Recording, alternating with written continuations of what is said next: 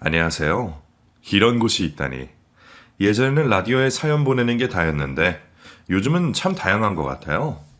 이것저것 검색하다가 우연찮게 몇 개 이야기 들어봤는데 재밌더라고요. 왜 드라마도 막장, 반전 있는 것들이 재밌잖아요. 그래서 저도 계속 듣게 되나 봐요. 여기 이야기들은 감동도 있고 반전도 있고 듣고 있으면 시간이 후딱 지나가는 것을 느껴요. 그래서 저도 제 이야기를 들려드리려고요. 다른 이야기들처럼 화가 치밀어 오른다거나 분노가 끓어오를 만큼의 이야기는 아니지만 제 이야기도 재미있게 들었으면 좋겠어요. 저희 집은 제가 태어나기 전부터 사업을 하시는 아버지 덕에 부유했어요. 그래서 어머니도 결혼하고 나서는 아버지가 버시는 돈으로 가정을 꾸리시며 돈 걱정 없이 요리며 꽃꽂이며 어머니가 배우고 싶은 여러 가지들을 배우셨어요. 그렇게 배운 걸로 가족이나 친구들을 집으로 초대해서 뽐내시곤 했어요. 그런 어머니 덕에 친구들은 저희 집에 오는 걸 좋아했어요. 항상 어머니가 맛깔스러운 음식들을 내오셨거든요. 그런 친구들 앞에서 제 어깨가 하늘로 치솟은 적이 있었는데 그때가 제 생일이었어요. 어머니는 저에게 생일 파티를 해준다며 친구들을 집으로 초대했어요. 생일날 아침 일찍부터 일어나서서는 주방에서 맛있는 음식들을 부지런히 준비하셨어요. 그리고 거실에 긴 상 2개를 붙이시고는 하얀색 천으로 덮으셨어요. 어디서 사오셨는지 알록달록 예쁜 수저들과 접시로 상을 꾸미시고는 준비한 음식들을 먹음직스럽게 담아 상 위에 올리셨어요. 보고만 있어도 군침이 돌았어요. 이웃과 친구들이 하나둘 오기 시작했고 상에 올려진 음식들을 보고는 깜짝 놀랐어요. 갈비찜, 김밥, 떡볶이, 치킨 등등 뷔페에 가면 먹을 수 있는 것들이 한꺼번에 차려져 있었거든요. 게다가 어머니의 음식 솜씨가 너무 좋았던 걸 알고 있던 저였기에 친구들에게 어머니가 직접 만드신 거라며 자랑하기 바빴죠. 그런 제 앞에 어머니는 촛불이 붙은 케이크를 놓았고 저는 친구들의 축하를 받으며 생일 파티를 했어요. 그날은 정말 잊지 못하는 생일이었어요. 저는 이것저것 배우는 걸 좋아했던 어머니로 인해 어렸을 때부터 여러 가지들을 경험해봤어요. 남자친구들이 하는 운동부터 미술, 음악 등등 조금이라도 관심이 있다 싶으면 한번 해보고 결정하라는 부모님 덕에 이것저것 많은 것들을 하게 됐고 중간에 흥미를 잃어서 포기한 것들도 꽤 있지만 아예 못하는 다른 사람들에 비해서는 어느 정도 할 줄 알았어요. 그 중에서도 음악에 관심이 많았던 저는 악기 몇 개 정도는 다룰 줄 알게 되었어요. 또 공부에 욕심이 많았던 저는 학교 수업도 열심히 했을 뿐만 아니라 집에서도 열심히 했어요. 부족하다 싶은 것은 부모님이 학원이며 과외며 바로바로 해결해서 성적이 떨어지는 일이 없이 늘 항상 잘해왔어요. 공부에 욕심 많던 저와 그것을 도와줄 수 있는 부모님의 경제력까지 있으니 저는 걱정이 없었어요. 그리고 원하는 서울대에도 합격할 수 있었어요. 부모님은 저보다 더 기뻐하셨어요. 그동안 열심히 노력한 결과라며 칭찬을 아끼지 않으셨어요. 일 때문에 바쁘신 아버지를 남겨두고 어머니는 저와 함께 해외여행을 준비하고 있었어요. 아버지도 같이 가면 좋으련만 이번에도 결국엔 같이 못 가게 되었어요. 회사를 운영하다 보니 아버지는 쉴 수 있는 날이 적었어요. 본인이 많이 움직이는 만큼 돈을 번다고 생각하시는 분이라 언제나 성실하고 부지런하셨어요. 저는 그런 아버지가 자랑스러웠지만 가족여행을 길게 가본 적이 없어서 그 부분이 늘 아쉬웠어요. 이번에는 아버지도 같이 갈 줄 알았는데. 그러게 말이야. 갑자기 또 이렇게 일이 바빠질지 누가 알았겠니? 우리만 좋은 거 구경하러 가서 마음이 편하지 않아요. 아버지랑은 방학 때 가면 되지. 그때 되면 또 바쁘셔서 못 가실걸요?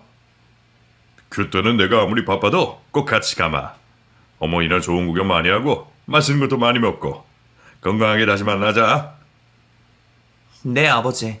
끼니 거르지 마시고 2주 후에 만나요. 그래. 조심해서 다녀와라. 아버지와 인사를 하고 저희는 해외여행으로 떠났어요. 어머니와 함께 한 2주 동안 참으로 많은 것을 보고 느꼈어요. 여행이란 게 참 묘한 것 같아요. 그냥 놀고 먹는 것 같아 보여도 여행을 하면서 느끼는 감정들이 있으니까요. 지금 이렇게 보는 것들도 몇 년 후에 다시 보게 되면 지금의 감정보다는 또 다른 감정으로 느끼게 되겠죠. 이런 감정들을 아버지와도 함께 느끼고 싶었는데 아버지와 함께하지 못해 너무나 아쉬운 여행이었어요. 사진으로나마 많이 보여드리고 싶어서 가는 곳곳마다 사진을 수도 없이 찍었어요. 만족했던 해외여행을 다녀오고 저는 입학을 했어요. 새로운 환경에서 새로운 사람들과의 만남 때문에 처음에는 긴장의 연속이었어요. 차츰 대학교 생활이 익숙해질 때쯤 늘 행복한 일들만 일어났던 저희 집에 어두운 그늘이 들이우기 시작했어요. 학교 수업이 끝나고 집에 들어가면 부모님의 싸우는 소리가 종종 들렸어요. 그리고 얼마 가지 않아 집안에도 온통 빨간 딱지가 붙여져 있었어요. 함부로 건드리지 말라는 내용이었어요. 저는 이게 다 무슨 일인지 거실에 계시던 어머니에게 다가갔어요. 이게 다 뭐예요? 아버지 회사가 부도가 나서 다 넘어가게 생겼어. 우린 이제 어떻게 살아? 그럼 우리 집 망한 거예요? 나도 모르겠다. 네 아버지가 방법을 찾아본다고 나가셨는데 아직 소식이 없어. 미리야, 우리 이제 어떻게 사니? 어머니, 그만 우시고 우선 아버지가 오실 때까지 기다려봐요. 자정이 다 되어 가도록 아버지는 들어오시지 않았어요. 어머니와 저는 밤새 뜬 눈으로 아버지를 기다리다 소파에서 같이 잠들었어요. 눈부시게 환하게 들어오는 햇살 때문에 잠이 깬 저는 시계를 봤어요. 벌써 오전 9시예요. 아버지는 도대체 어디 가셨을까? 어제 하루 종일 아무것도 드시지 못했다는 어머니의 말이 생각난 저는 어머니가 드실 죽을 만들기 위해 주방으로 갔다가 깜짝 놀랐어요. 언제 들어오셨는지 아버지가 식탁에 앉아 계셨어요. 아버지, 언제 들어오신 거예요? 좀 전에. 저희 어떻게 되는 거예요? 더 이상 대출 받기도 힘들고. 다른 방법이 없구나. 아니 여보, 그게 무슨 말이에요? 다른 방법이 없다니. 그렇게 됐어. 그럼 우린 어떻게 해요 그럼? 빈털터리게 된 저희 집은 빚잔치를 하고 겨우 남은 돈으로 단칸방을 하나 구했어요. 그것도 돈이 없어서 보증금이 적고 월세가 싼 곳으로 알아봤어요. 그랬더니 집 상태가 말이 아니었어요. 버스를 타려면 한참을 내려와야 했어요. 그리고 방이 하나뿐이라 세 가족이 같이 생활을 해야 해서 많이 불편했어요. 한그렇겠어요. 늘 부족한 것 없이 살아왔는데 한순간에 작은 방 하나에 세 식구가 살아야 한다니 다들 적응하기가 힘들었을 거예요. 옷을 갈아입기도 힘들었고 생활 패턴이 달라 한 사람이 움직이면 그 소리에 잠이 깨서 잠을 깊이 잘 수가 없었어요. 그리고 제일 큰 문제는 화장실이었어요. 여유롭게 생활하다가 화장실이 하나뿐이니 씻는 것도 시간에 나눠서 나가는 순서가 빠른 순으로 씻어야 했어요. 어머니나 저는 아버지보다 시간이 더 오래 걸려서 시간 조율을 잘해야 했죠. 그 중에서도 어머니가 가장 힘들어 하셨어요. 늘 배우러 다니시고 친구들을 초대해서 음식 대접하시는 낙으로 사신 분인데 그런 건 이제 사치가 되어버렸으니까요. 그래서 어머니는 아버지와 많이 다투셨어요. 이렇게 된 것이 모두 다 아버지의 탓이라고 말했어요. 아버지도 상실감이 크셨는지 며칠을 술로만 보내셨어요. 한순간에 모든 것을 놓는 것은 아닌가 걱정했지만 아버지는 제가 생각했던 것보다 훨씬 강하신 분이었어요. 며칠 뒤로부터는 술도 드시지 않고 일자리를 구하기 위해 사방팔방을 뛰어다니셨어요. 다행히 아버지 친구 한 분이 하시는 회사에서 아버지의 사정을 알고는 자리를 하나 마련해 주셨어요. 그리고 저는 학교를 자퇴하기로 마음먹었어요. 누구나 가고 싶어하는 그런 곳. 열심히 노력해서 갔던 곳이었지만 지금 제 형편에는 다니기 힘들었어요. 앞으로 3년이란 시간 동안의 등록금이며 여러 가지 비용 등이 저의 발목을 잡았어요. 그리고 저의 무엇보다 그 단칸방에서 벗어나기 위해 돈을 벌어야 했거든요. 저는 부모님과 상의 없이 자퇴를 했고 그날 저녁 부모님에게 말씀드렸어요. 저 학교 자퇴했어요. 뭐라고? 네가 왜 자퇴를 해? 지금 우리 형편에 다니는 것은 무리라고 생각해요. 그래도 힘들게 공부해서 들어간 학교인데 그걸 포기하면 어떡해. 괜찮아요. 학교는 나중에라도 다시 들어가면 되죠. 네가 그렇게 하면 우리 마음이 어떻겠니? 왜 부모 생각은 안 하는 거니? 죄송해요. 하지만 저도 많은 고민 끝에 결정한 거예요. 아버지 혼자 저렇게 애쓰시는데 학교를 다닌다고 해서 제 마음이 편하겠어요? 제가 내린 결정에 후회 안 해요. 저 아시잖아요. 지금은 이런 선택을 했지만 꼭 다시 그 학교에 갈 거니까 저를 믿어주세요. 네가 나 때문에. 아버지, 아니라니까요. 부모님은 자신의 처지 때문에 학업을 중단한 저를 안타까워하셨어요. 그리고 늘 아버지 탓을 하시던 어머니도 저의 선택으로 인해 무엇인가를 해야겠다는 생각을 하셨나 봐요. 다음날부터 일자리 알아본다고 나가셨지만 온실 속의 화초처럼 생활한 어머니가 일할 곳은 많지 않았어요. 그래도 열심히 알아본 끝에 그동안 열심히 배워서 자격증이 있었던 어머니는 일주일에 2~3번 요리를 가르치러 다니셨어요. 배우기만 해봤자 다른 사람을 가르쳐 본 적이 없었던 어머니는 퇴근하고 온 아버지와 저를 붙잡고 며칠을 연습하셨어요. 덕분에 저희는 오랜만에 어머니의 요리를 맛볼 수 있었어요. 어머니는 이사 온 이후로는 신세 한탄을 하며 집에만 틀어박혀 있어서 몸도 마음도 더 우울했었는데 밖으로 일하러 다니다 보니 더 활기가 생긴다며 몸이 힘들다고 느껴지지 않을 만큼 그 일이 재미있다고 말씀하셨어요. 학교를 그만둔 저도 가정의 보탬이 되기 위해 일자리를 알아보고 여러 군데 이력서를 넣었어요. 고졸이라는 학벌 때문에 지원할 수 있는 분야가 한정되어 있었어요. 그나마 괜찮은 곳을 선정해서 이력서를 넣었는데 면접에서 죄다 떨어졌어요. 서울대 중퇴라는 것이 제 발목을 붙잡았어요. 학벌이 좋아서 저와 일하기에는 힘들겠다는 답변을 많이 받았거든요. 그날도 면접에서 미끄러지고 집으로 돌아오는 길에 버스 정류장 앞에 있던 패스트푸드점을 우연찮게 보았어요. 늘 버스를 타고 내리면 집으로 바로 갔었는데 그날따라 왠지 그곳을 들어가고 싶었어요. 문을 열고 들어가려는데 제 눈에 띄인 알바생을 구한다는 구인 광고. 저는 이곳이라도 일해야겠다는 생각이 들었고 무작정 안으로 들어갔어요.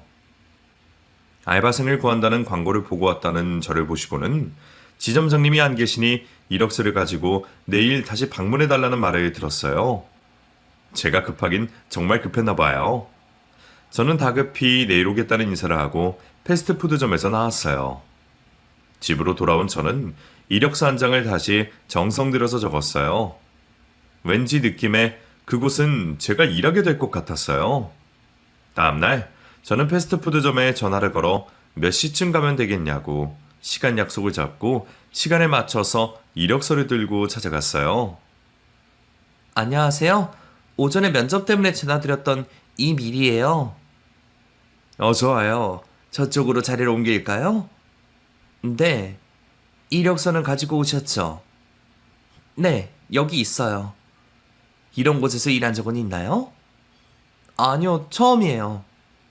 여기 고등학교면 꽤 공부를 했을 텐데 대학교는 왜 안 가고? 집안 사정 때문에요. 그랬군요. 우리 일이 보기엔 쉬워 보이지만 적응하는데 시간이 조금 필요할 거예요. 미리 씨, 전에 몇 명이 왔다가 며칠만 하고 안 나오더라고. 나는 다른 곳보단 오랫동안 같이 일할 사람이 필요해요. 시켜만 주시면 저 잘할 수 있어요. 그럼 내일부터 시작해봐요. 감사합니다.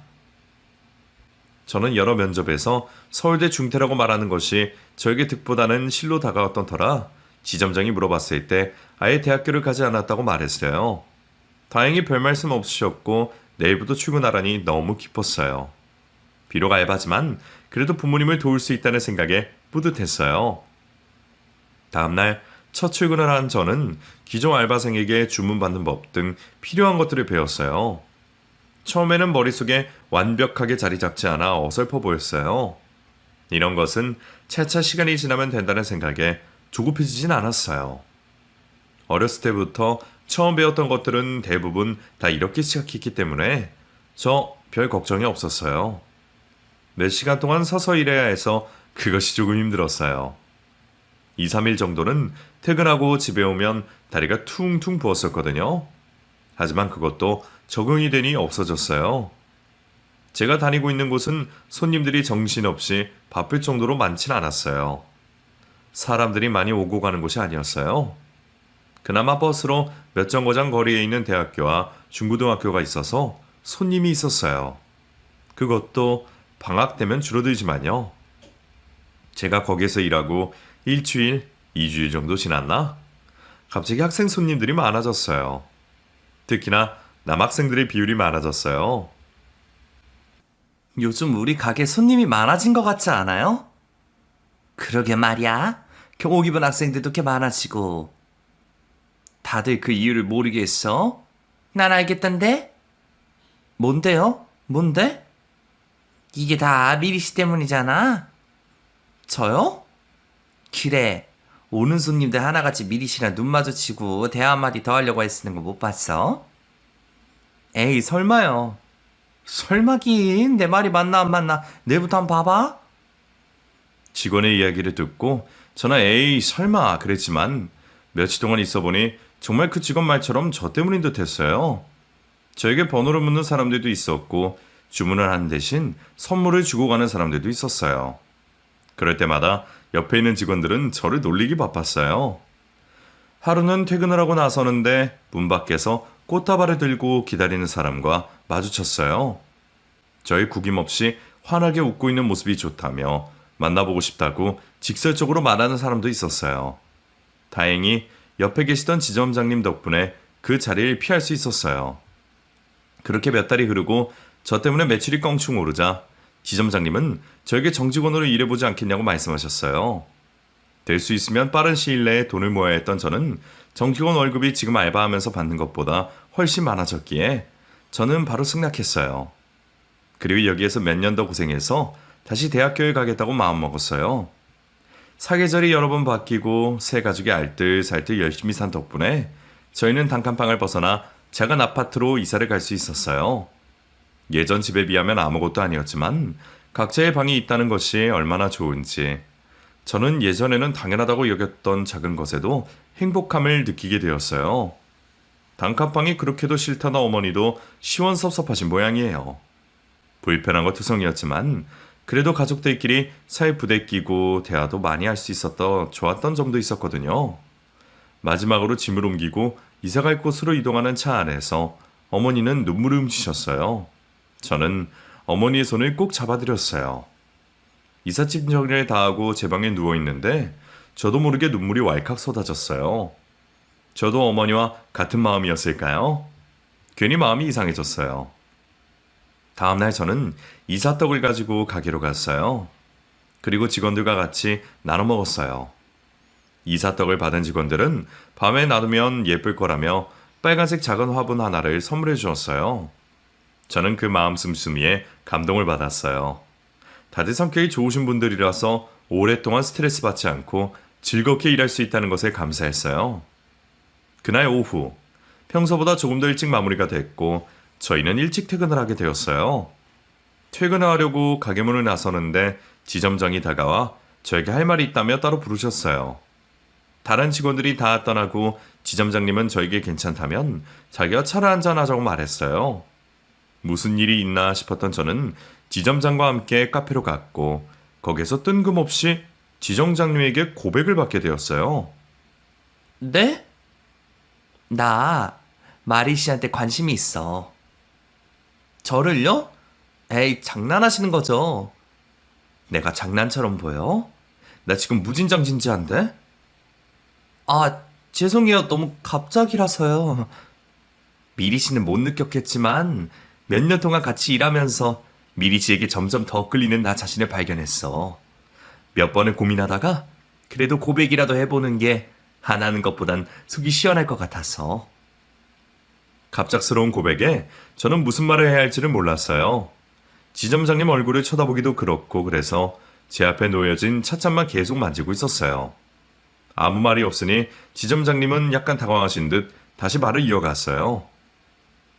부담 가지라고 하는 말 아니니까 부담 갖지 말고 미리시 생각대로 하면 돼. 이걸 거절한다고 해서 달라질 건 없으니까 걱정하지 말고. 저 그럼 생각할 시간을 조금 주세요. 당연히 그래야지. 미리시도 나에 대해서 잘 생각해보고 결정해줘. 네. 집으로 돌아온 저는 어떻게 해야 할지 막막했어요. 앞만 보고 달려왔는데 중간에 이런 변수가 생길 줄이야. 연애를 한다는 것은 생각조차 하지 않았거든요. 깊은 생각에 잠겨 저녁을 먹는 둥 마는 둥 하는 저를 보던 어머니가 무슨 일이 있냐고 물어보셨어요. 저는 오늘 있었던 일을 말했어요. 어머니는 우리 딸 고백받았다면서 웃으셨어요. 저는 그런 어머니를 봐도 웃음이 나질 않았어요. 그런 저에게 어머니는 그 사람이 싫지 않으면 한번 만나보는 것도 낫지 않겠냐며 몇 번 만나보고 아니다 싶으면 그때 헤어져도 늦지 않다고 시작도 하기 전부터 너무 걱정하지 말라고 하셨어요. 제 방으로 돌아온 저는 지점장님에 대해서 곰곰이 생각해봤어요. 얼굴도 체격도 그만하면 됐고 나이 차이도 많이 나지 않고 무엇보다 몇 년을 일하는 동안 지점장님의 성격이 이상하다는 것도 못 느꼈고 다른 직원들에게도 항상 친절하셔서 크게 트러블도 없었고 제가 지점장님을 좋아하고 있었던 건지 단점을 생각나지 않고 온통 장점밖에 보이질 않았어요. 어머니의 말씀대로 우선 몇 번 만나보면 더 확실하게 알 수 있겠지 싶어 다음날 지점장님께 몇 번 만나보고 결정을 해도 되겠냐고 물어봤고 지점장님은 좋다고 말씀하셨어요. 그 뒤로 몇 번의 만남이 이어졌고 저희는 연인이 되었어요. 연인이 된 저희는 우선 직원들에게는 비밀로 하기로 했어요. 괜히 이야기했다가 별것 아닌 일로 오해를 살 수도 있고 또 지점장님이 평소대로 저를 대한다고 해도 직원들이 보기에는 편애한다고 생각할 수도 있으니까요. 저희는 철저하게 가게 안에서는 지점장과 직원의 관계를 지켰어요. 하지만 한 달이 되지 않아 들키고 말았어요. 가난, 기침, 사랑은 숨길 수 없다더니 그렇게 철저하게 공과사를 구분했는데도 들키고 말았어요. 미리씨, 뭐 할 말 없어?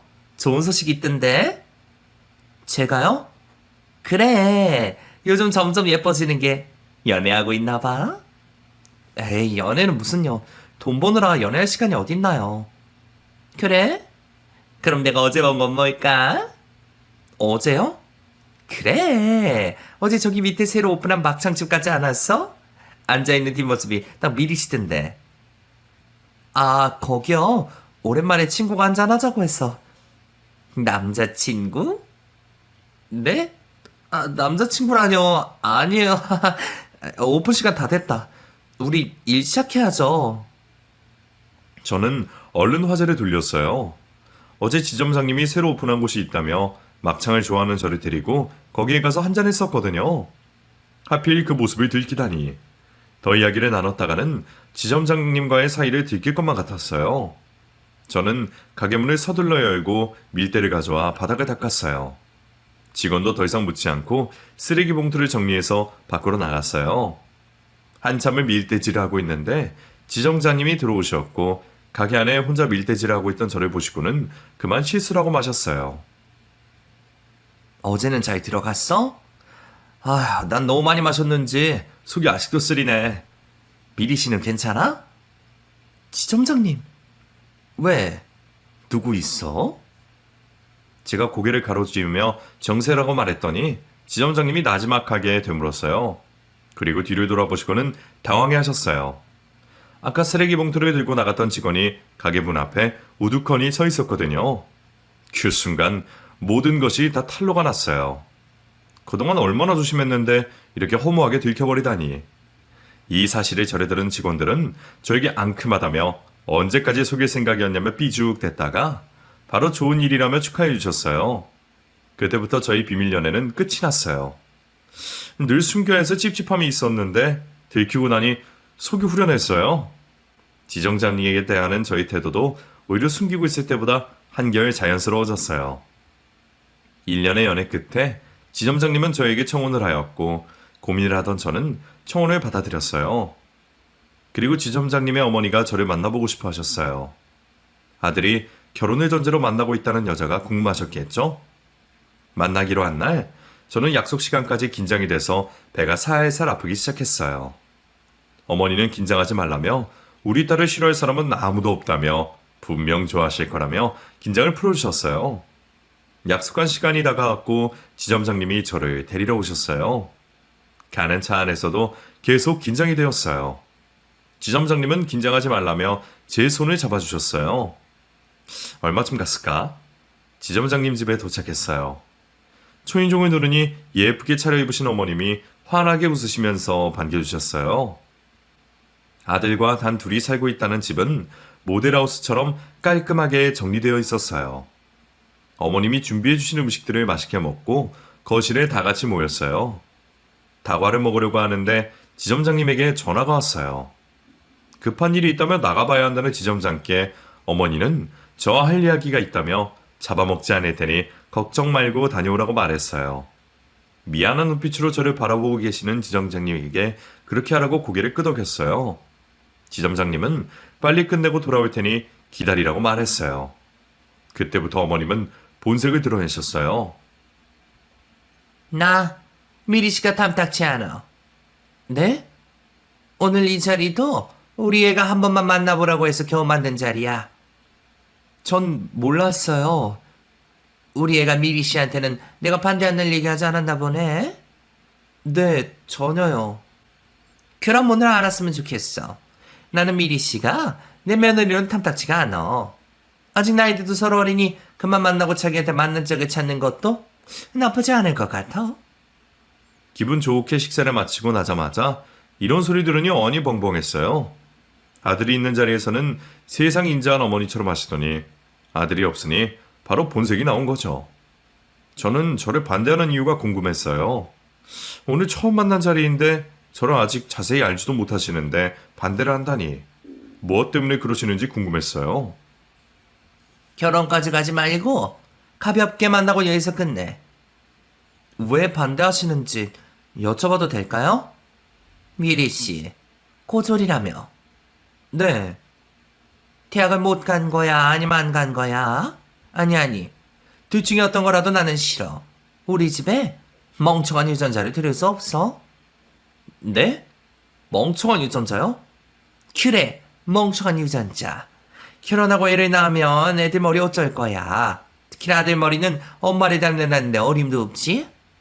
말씀이 지나치시네요. 기분 나빠도 어쩔 수 없어. 난 며느리 고를 때 뛰어난 유전자를 가진 사람으로 고를 거야.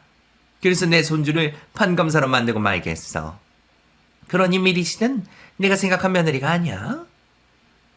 듣고 있는 저는 어이가 없었어요. 대학을 나오지 않았다고 멍청한 유전자라뇨. 세상에 저렇게 생각하는 사람이 있다니 이해를 할 수가 없었어요.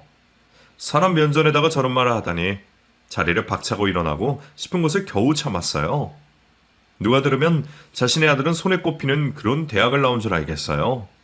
자신의 아들은 지잡재 출신이면서 저는 제가 지금껏 열심히 살아왔던 제 인생이 학벌 때문에 아무것도 아닌 인생이 되어버린 것 같아 너무 속상했어요. 가슴이 답답했던 저는 테이블 위에 올려져 있던 음료수를 벌컥 들이켰어요.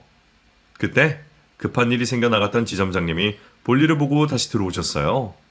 냉랭한 분위기를 느끼셨는지 조용히 제 옆에 와서 앉으셨어요. 분위기 왜 이래요? 어머니, 무슨 일 있었어요? 아무것도 아니다. 난 이제 할 말 다 했으니 미리 씨 그만 데려다 주렴. 아니요, 어머니. 저는 아직 할 말이 남았어요. 할 말을 다 했다고 일어나시는 어머니를 저는 다시 앉게 했어요. 그리고 저는 가방에서 오랫동안 가지고 다녔던 학생증을 테이블 위에 올려놨죠. 어머니는 이게 뭐냐며 가지고 가셔서 보시고는 깜짝 놀랐어요. 서울대 다녔었니? 1년 못 채우고 자퇴했어요. 왜? 이런 좋은 곳에 왜 자퇴를 해? 아버지 회사가 부도가 나는 바람에 그때 저희 집 형편이 너무 어려워졌거든요. 세상에, 아무리 형편이 안 좋아 떨었으니 이 좋은 곳에 들어가고도 졸업을 못하다니. 저 이제 그만 일어나 볼게요. 아까 어머니 말씀은 잘 들었어요. 아니, 미리 씨 잠깐만. 나 아직 할 이야기가 남았어. 좀 전에 더 이상 할 이야기가 없다고 하지 않으셨어요? 그때는 내가 이런 상황이었던 걸 잘 몰랐을 때지. 이렇게 가면 내가 섭섭해서 안 되지. 왜 진지하게 말하지 않았어? 예, 너도 그렇다. 이런 일이 있었으면 나한테도 말을 해줬어야지. 그래야 내가 오해를 안 했지. 나는 미리 씨가 고졸인 줄로만 알았잖니? 지점장님도 모르세요. 제가 말하지 않았어요. 말할 필요성도 못 느꼈고요. 왜 말을 안 해? 이런 건 말을 해야 하는 거야. 하마터면 좋은 유전자 놓칠 뻔했네. 그래, 둘이 결혼은 언제 할 거니? 애는 바로 나올 거지? 조금 전까지만 해도 멍청한 유전자라며 자기 아들과 헤어지라고 말하던 어머님의 태세가 전환되었어요. 극과 극인 상황이라 저는 더욱 어이가 없었어요. 옆에서 가만 듣고 계시던 지점장님도 자신이 없을 때 어떤 일이 있었을지 파악이 되셨는지 이제 그만 일어나자며 저를 일으켜 세웠어요. 어머니는 저를 뒤따라 나오며 조심해서 가고 다음에 또 보자고 말씀하셨죠. 집을 나온 저희는 근처 카페로 갔어요. 그리고 지점장님은 집에서 무슨 일이 있었냐며 물어보시고는 어머니 대신 사과를 한다며 미안하다고 했어요. 나쁜 의도로 하신 말씀은 아닐 거라며 옛날부터 자격지기심이 있으셔서 그렇다고 말했어요.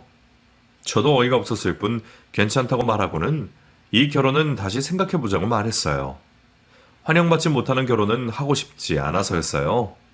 어머님은 며느리로 제가 좋아서 그런 것이 아니라 서울대를 다녔다는 제가 좋아서 그런 거니까요. 지점장님은 오해라며 그런 말은 하지 말라고 하셨지만 저는 이 결혼이 과연 옳은 것인가? 다시 생각해보게 되었어요. 며칠이 지나고 가게로 어머님이 찾아오셨어요. 바쁘지 않으면 이야기를 나누고 싶다고 하셨어요. 저는 별로 내키지가 않았지만 다른 직원들의 눈도 있고 지점장님의 체면도 있어서 그러겠다고 말했어요. 그리고 가게 안에는 보는 사람들이 많으니 다른 조용한 곳으로 자리를 옮기자고 말했고 근처 카페로 갔어요. 어머님은 여전히 저에게 살갑게 대하셨어요. 미리 씨, 며칠 동안 잘 지냈어? 네, 덕분에요. 그래, 내가 다른 게 아니라 미리 씨한테 사과를 하는 게 맞는 것 같아서. 그때 그 일이라면 괜찮아요. 그래도 그게 아니지. 그때 내가 했던 말들은 빈말이라고 생각하고 다 잊어줘. 네, 노력해 볼게요. 우리 애랑 결혼 언제 할 생각이야? 결혼은 아직 생각해 보질 않아서요. 둘이 결혼하겠다고 우리 집에 왔었는 거 아니야?